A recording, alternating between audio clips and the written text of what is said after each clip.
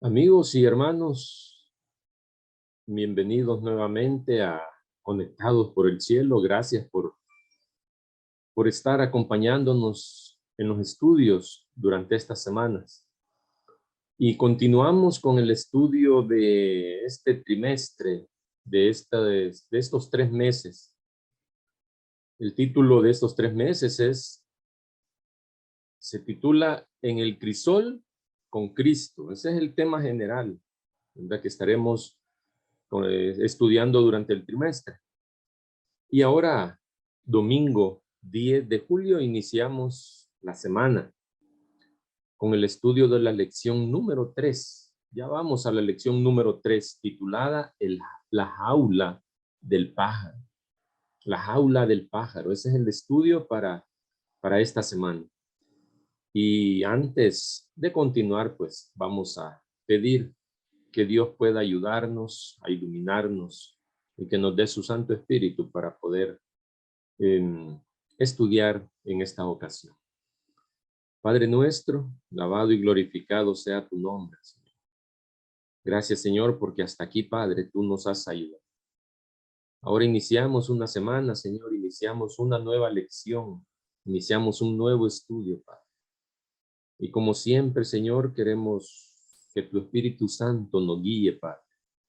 Queremos, Señor, que tú nos des sabiduría para poder estudiar esta lección, Señor, de esta semana, la lección de cada día.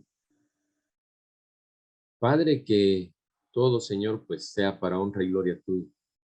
Que podamos salir fortalecidos, que podamos terminar entendidos, Señor, aprendidos de la lección de esta semana.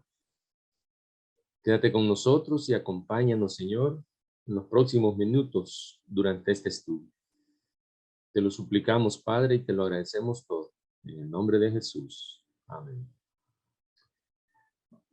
Hacia la tierra prometida por un callejón sin salida. Ese es el estudio de esta semana. Bueno, el estudio de hoy domingo. Ese es el estudio de hoy domingo. ¿Verdad? Hoy domingo 10 de julio. Y quiero iniciarlo estudiándolo. Bueno, lo vamos a basar en el libro, en el estudio de Éxodo capítulo 14. Éxodo 14. Ahí en el libro de Éxodo y el capítulo 14, ahí se habla acerca de la salida de Israel, ¿verdad? Cuando Dios sacó a Israel de Egipto. No voy a leer todo el capítulo porque cuestiones de tiempo, ¿verdad? Pero ustedes ahí en su casa podrán hacerlo tranquilamente. Voy a leer 3 versículos nada más, en los cuales vamos a tratar de hacer el estudio en esta ocasión. Dice Éxodo 14, versículo 4. Y yo, dijo Jehová, endureceré el corazón de Faraón para que lo siga, y seré glorificado en Faraón y en todo su ejército, y sabrán los egipcios que yo soy Jehová. Y ellos lo hicieron así. Versículo 10. Y cuando Faraón se hubo acercado, los hijos de Israel alzaron sus ojos, y he aquí que los egipcios venían tras ellos, por lo que los hijos de Israel temieron en gran manera y clamaron a Jehová. Y el último versículo es el 31, el que vamos a leer. Y dice, y vio Israel aquel grande hecho que Jehová ejecutó contra los egipcios. Y el pueblo temió a Jehová y creyeron a Jehová y a Moisés, su siervo. Esos 3 versículos. En esos 3 versículos podemos ver varios detalles. El primero, en el versículo 4 dice, y yo endureceré el corazón del faraón para que lo sigan. O sea, Jehová iba a provocar eso en faraón. ¿Para qué? Para que siguiera al pueblo de Israel. Y no, Jehová quería que Israel saliera de Egipto. Y ahora estaba diciendo que iba a endurecer el corazón del faraón. ¿Para qué? Para perseguirlos. En el capítulo 14 se describe al pueblo de Israel tratando de escapar de los egipcios, ¿verdad? Cuando salieron de Egipto y luego llegaron y se toparon ahí, quedaron acorralados, ¿verdad? Entre los egipcios que venían siguiéndolos, ¿verdad? El ejército del faraón siguiéndolos, y luego estaban frente al Mar Rojo. ¿Verdad? Qué tremenda la situación en la que se enfrentaba. Pero Jehová, dice el versículo 4, dice que iba a endurecer el corazón del faraón para perseguirlos. Pero luego dice que eso iba a ser, ¿para qué? Para ser glorificado en faraón y todo su ejército. Siempre hay un propósito. Dios siempre hace algo con un propósito. Nunca hace nada, ¿verdad? Sin un propósito con el cual Él va a obtener alguna ganancia. Él va a obtener, en este caso, la gloria. Y es la que Él iba a obtener. Iba a ser glorificado, ¿verdad? Y voy a leer un párrafo que está en la historia de la redención. Ahí encontramos lo siguiente. En la página 130, 131 y 132. Ahí voy a leer párrafos de esas tres páginas. La historia de la redención. Dice: parecía que los hijos de Israel tenían el corazón inclinado a la incredulidad. No estaban, dice, dispuestos a soportar dificultades del desierto. Cuando se encontraban con problemas en el camino, los consideraban imposibilidades. Su confianza en Dios flaqueaba y solo podían ver la muerte ante sí. Y eso es lo que Dios quiso trabajar en los israelitas, en el pueblo de Israel. Dios quiso trabajar eso, esa incredulidad, esa falta de confianza, ¿verdad? Esa confianza en Dios que en ellos flaqueaba. Eso es lo que Dios quiso trabajar en ellos. Y por eso el versículo 4 dice que Dios iba a endurecer el corazón de Faraón para seguir a los israelitas. Y continúa la lección, sigamos, el texto de la historia de la redención, sigamos. El Señor dice, quería que sus alimentos escasearan y que enfrentaran dificultades, para que sus corazones se volvieran al que los había ayudado hasta ese momento, y para que creyeran en Él. Estaba dispuesto a ser para ellos una ayuda constante. Dios estaba dispuesto a ser una ayuda constante, ¿verdad? Para Dios, para los israelitas. Entonces, si lo invocaban en su necesidad, Él les daría señales de su amor y de su continuo cuidado. Pero parecía que no estaban dispuestos a confiar en el Señor, ni un poco más, si no podían ver con sus ojos las constantes evidencias de su poder. Los israelitas no querían confiar más en Dios si no se mostraba Dios delante de ellos. Querían evidencias de que Dios estaba con ellos. Si verdaderamente hubieran tenido fe y una firme confianza en Dios, habrían soportado alegremente los inconvenientes y obstáculos y aún el verdadero sufrimiento, puesto que el Señor había obrado de una manera tan maravillosa para librarlos de la esclavitud. Ellos habían visto lo que Dios había hecho para librar al pueblo de Israel y llevarlos a la tierra que había prometido a Abraham, a Isaac y a Jacob. Eso lo estudiamos el trimestre pasado. Y Dios quería devolverlos a esa tierra prometida. Y había hecho maravillas para sacarlos, y aún así los israelitas no terminaban de creer en Dios. Además, dice, el Altísimo les prometió que si obedecían sus mandatos, ninguna enfermedad les sobrevendría, pues le había dicho, yo soy Jehová, tu sanador. Imagínense, si obedecían sus mandatos, ninguna enfermedad les iba a sobrevenir a los israelitas, porque les había dicho, yo soy Jehová, tu sanador. Y continúa diciendo la historia de la redención. La incredulidad que evidenciaban las murmuraciones de los hijos de Israel ilustra la condición del pueblo de Dios que vive ahora sobre la tierra. ¿Cómo dice? La incredulidad que evidenciaban las murmuraciones de los hijos de Israel, eso ilustra la condición del pueblo de Dios que vive ahora sobre la tierra. Qué tremendo cómo se describe la forma en que los hijos de Dios viven ahora. Y para eso está ilustrado lo que los israelitas hacían, esas murmuraciones. Nada más dice que son evidencia, ¿verdad?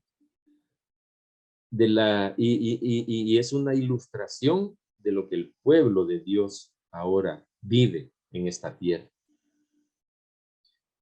Muchos no se conocen a sí mismos. Dios frecuentemente prueba su fe en cosas pequeñas. ¿Qué es lo que prueba Dios? Su fe. Su fe. Eso es lo que Dios prueba. Prueba su fe. Dios no prueba nada más. Dios no prueba otra cosa que no sea la fe de cada uno de nosotros. Y dice, Dios frecuentemente prueba su fe en cosas pequeñas y no la soporta. Mejor que los antiguos israelíes. O sea, estamos, como quien dice, estamos peor que los israelíes.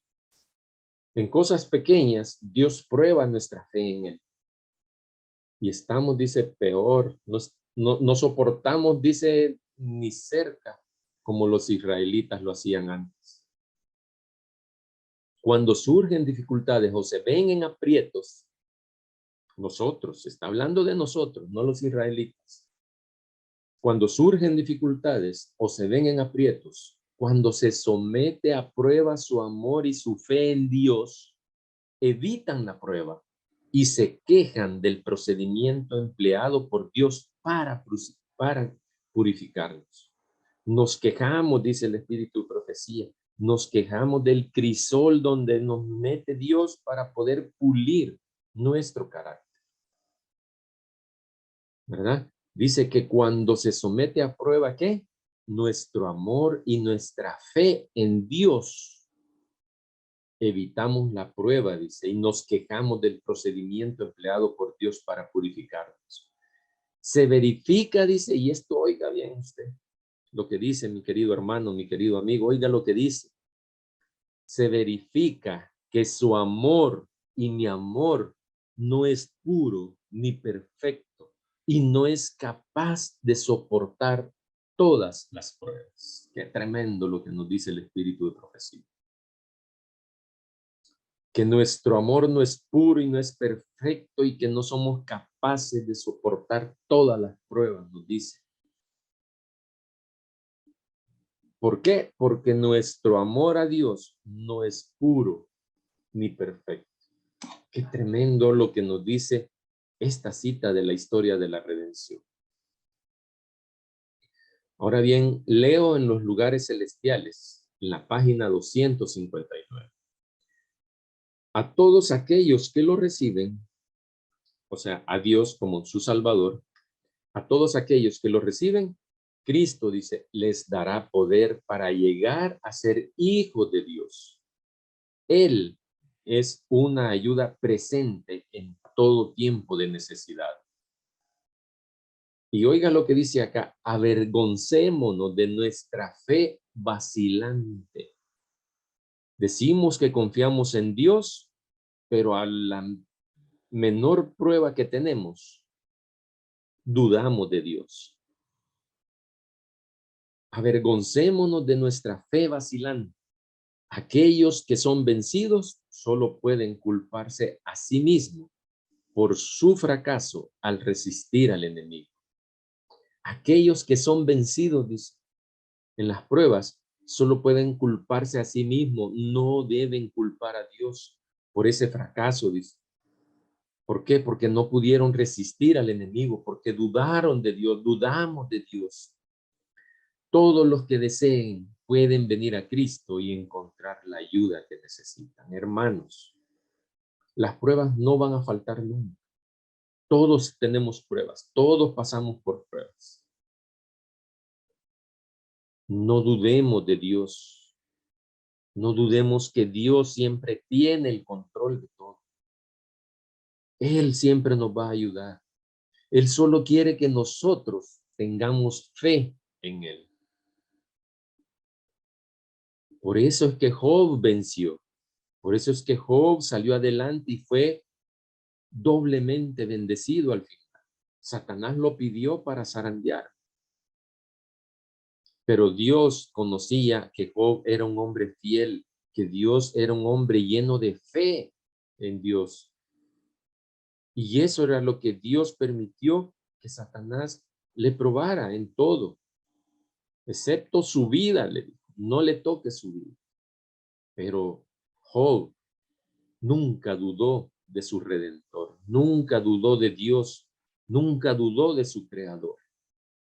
Siempre mantuvo su fe intacta, a pesar que la mujer, la esposa, le dijo, muérete. Job siempre se mantuvo fiel, siempre estuvo creyendo en Dios. Y esa es la prueba que cada uno de nosotros debemos pasar, nuestra fe en Dios. Eso no debe flaquear nunca. Cualquier situación, cualquier enfermedad, cualquier problema, nosotros debemos confiar en Dios en todo momento. Esa fe que no debe faltarnos en ningún momento, hermanos. Y finalizo con este texto bíblico, Santiago 1, versículos 2 y 3, consejo muy bueno para cada uno de nosotros. Hermanos míos, tened por sumo gozo cuando os halléis en diversas pruebas, que nos gocemos, dice Santiago. Y el versículo 3 dice, sabiendo, dice, que la prueba de vuestra fe produce paciencia. ¿Oh? La prueba de vuestra fe produce paciencia. ¿Qué es lo que nos prueba Dios a nosotros? Nuestra fe. Y cuando nosotros logramos superar esa prueba, nuestra fe ha crecido en Dios. Y eso dice ¿qué es lo que va a producir? Va a producir paciencia. Que el Señor te bendiga. Que el Señor aumente tu fe. Pero la va a aumentar con pruebas. Para que nosotros cada día confiemos en Dios. Creamos en Dios. Que Él es nuestro sustentador. Que Él nos va a ayudar a salir adelante. Y eso va a producir en cada uno de nosotros paciencia. Que Dios te bendiga y permanece conectado con el cielo. Te esperamos el día de mañana. Hasta la próxima.